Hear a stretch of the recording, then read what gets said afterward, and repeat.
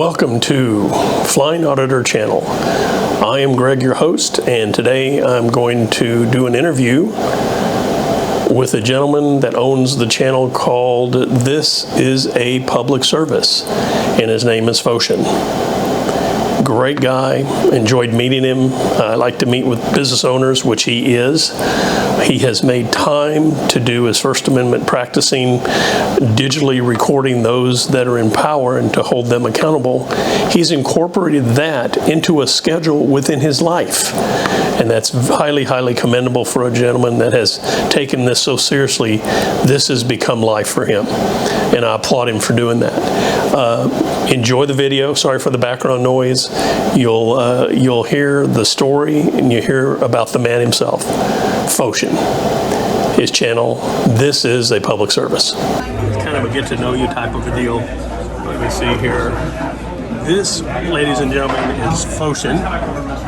He's got a channel that's called, Mr. Phocion? This Is a Public Service. You recognize that voice. You can't miss the voice, distinctive voice. So, Mr. Phocion, we're meeting for the first time, and I'm glad we did, and I appreciate you spending some time with me here. So, in a brief kind of a synopsis, what was that one moment for you that said, I'm ready to go into this First Amendment auditing life? What was the straw that broke the camel's back to say, enough's enough? Yeah, you know, we actually talked about this, and when you were saying that it's something breaking the back, I don't know that there was that thing for me. I've always been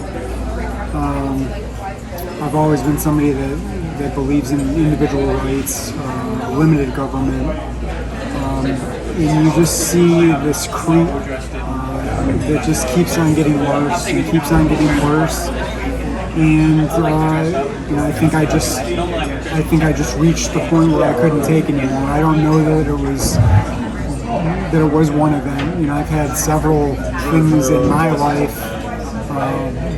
both through government and with contacts with the police, where any one of those on their own probably could have pushed me over the edge. But I think there's always this idea of preservation, self-preservation, and putting yourself in a position where you're doing something where there's really only risk. There's no benefit to you. Maybe insularly there is that you're going to win this small battle, and that's going to make you feel good. But the changes that we're looking to make are changes that are for society. They're for my kids. So there's all the reasons in the world not to do something like this, because it's not a popular position to have out in the world where voices want to shout you down. I just couldn't take anymore. Maybe I watched too much First Amendment Auditing. And did you watch it before you jumped in? For a long time. Okay. Yeah. Okay. And it's maybe it's not the same for you, but it was in phases, or it was cyclical for me. And I definitely reached that point in all of those other cycles where I said, Jesus Christ. But every other time, I think I stepped away from watching it. That was my solution, was, well, if I ignore this problem, it's going to go away. But you can ignore the problem, but it's not going to go away. And it's not the world that I want to leave for my family, for my sons, and for my daughter. So let me ask you, for the time that you were watching all these videos on the First Amendment audits, and everybody has their specific guys they kind of gravitate towards, what did you see, or did you feel at any one point in time angst to the point where you got so pissed off at what was happening to others as you were watching? Yeah, and I'm not one of the people, or maybe reflexively, I'm not the kind of person that says, well, that's some foul stuff that just happened. I need to call somebody, and I need to redress my grievances or whatever. But that's changed that's changed a lot. So, when those things happen to me now, and I see that happening to somebody else, where I used to just say, "Oh, that's fucked up," now I try to. Now I try to understand, maybe not even understand is the right word, but now I try to change something about that. Like, I don't remember if it was the Cherokee County Sheriff or whoever it was that I ended up getting on the phone, but there's just never change. Nothing ever changes. We just talked about this. That, Yes. There's no consequence, and I'm so sick and tired of there not being a consequence for somebody doing something that is so obviously wrong. So maybe that's what it is. It's just I'm so fed up with the way that not one specific person is being treated, or not one way that I was treated, but there's a problem. There's a huge problem, and nothing's going to change if we all don't start demanding change. So Let me ask this: as a business owner, which you are, did you find? And let me backtrack. When you decided to jump in this 1A movement, did you openly discuss this with your wife and say, "Honey, this is what I think is it's a calling. I need to do something," or did you just jump into it and say, "Honey, we're on for the ride"? Well, I jumped in. Okay, cool. I jumped in. I think that I don't even remember where my first one was, but I think I was at a place just doing something, and then I took out my phone and I just started taping because something irked me with the situation. It was DeLand, actually. It was the City Hall meeting there. I don't remember what I was in there for now, but no, I didn't ask. Okay. Permission. Well, that's cool because some guys say, "Honey, like you're like me. I told the wife this is what I'm gonna be doing, so we're on for the ride. Just make sure if I call, I need bill money." Right. She says, "Don't get to that far." I says, "Don't worry, honey. I've got a little bit of stuff. I'll be cool." So, as a business owner, have you found with the shit that's happened to you, and has that impacted your business in any way? And do you have fears that it could impact your business?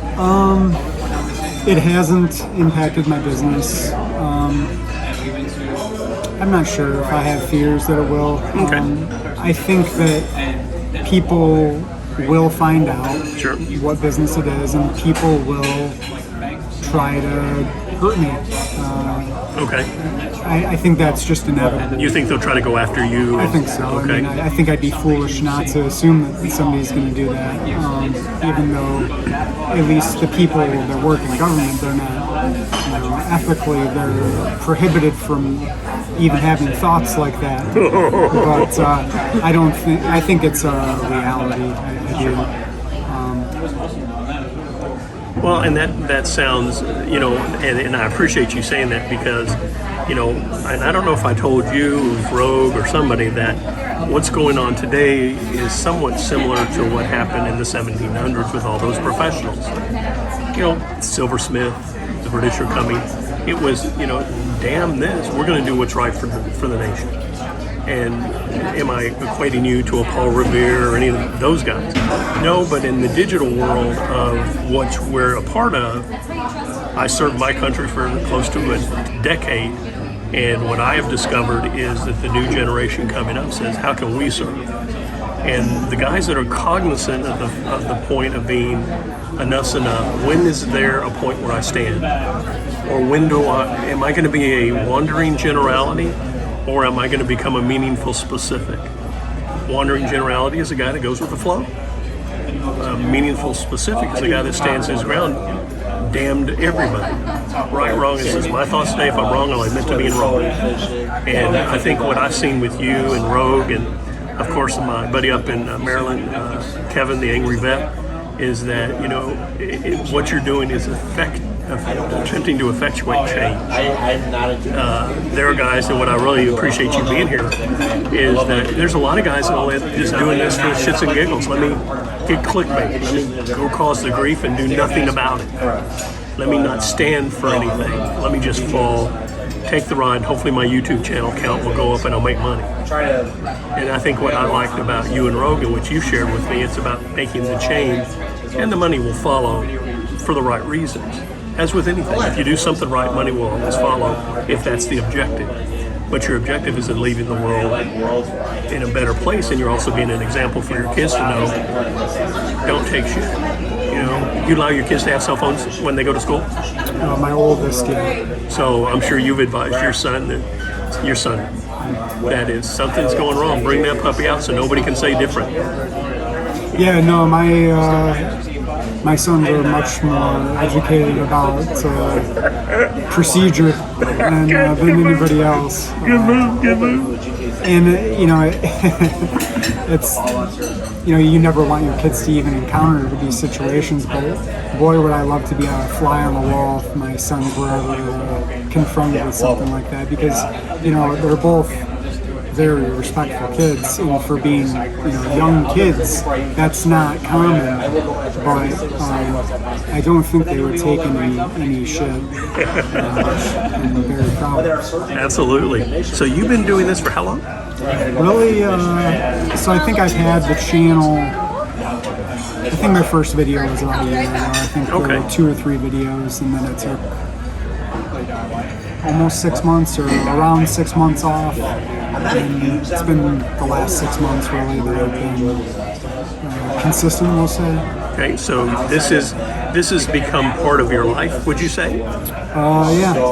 So you do your job, you do your work, you do your family, and then you put this into the mix, and it's become a trio.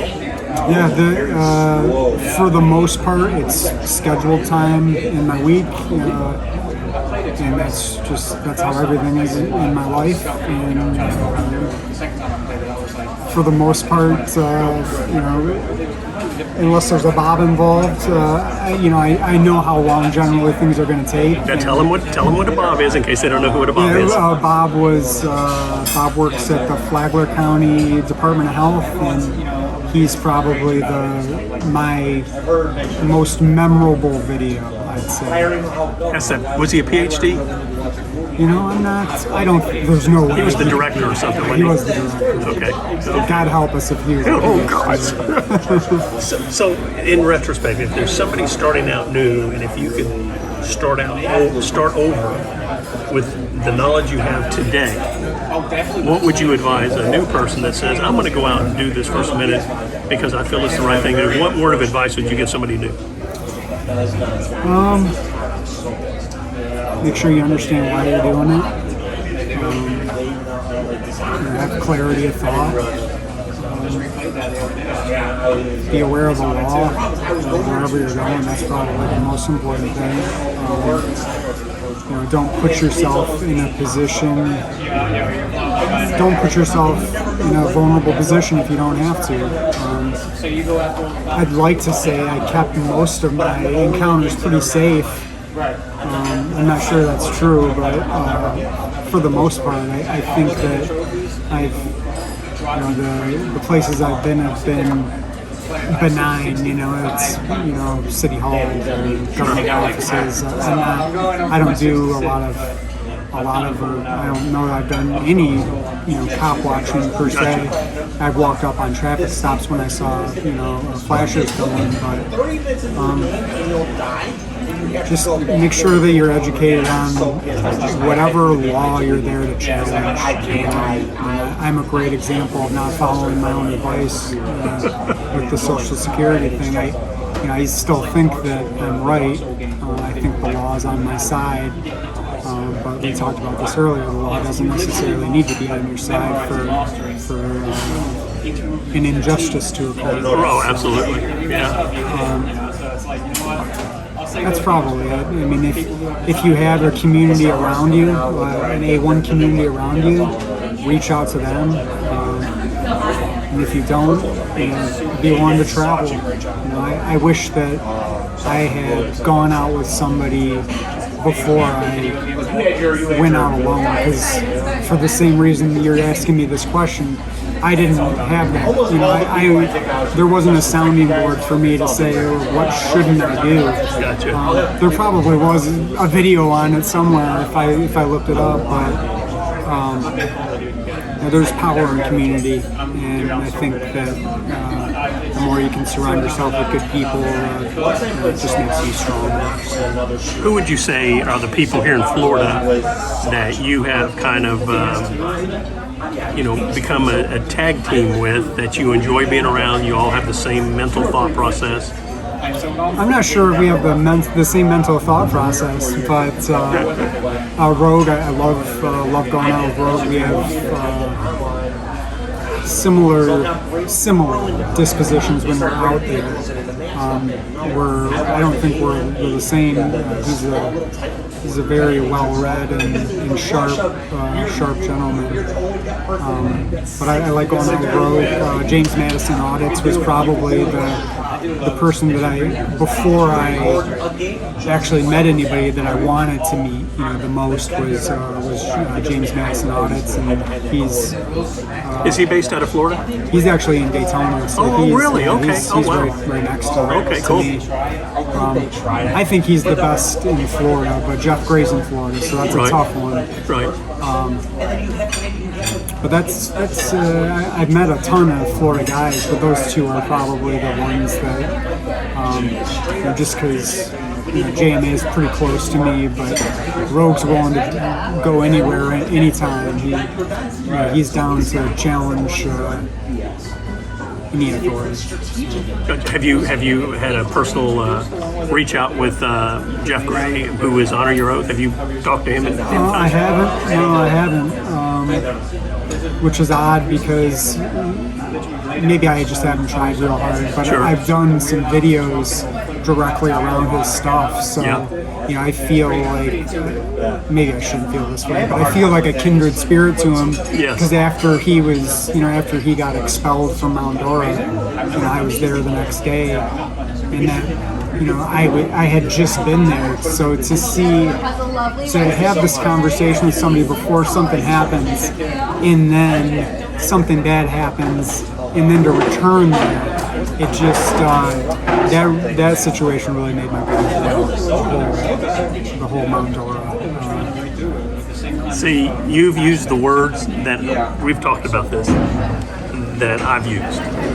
When I watch some of these things, my blood boils, because I've always been one of those first responder guys. Through the door first, anything in the process you take out, not on the date, make sure safe is clear. But what I've seen with a guy who's a gentle giant, just doing his deal, veteran, God bless the homeless vets on a sign that he hand writes, and people make assumptions, and it just amazes me. People judge you based on where you live, what you drive, et cetera, which is foolish.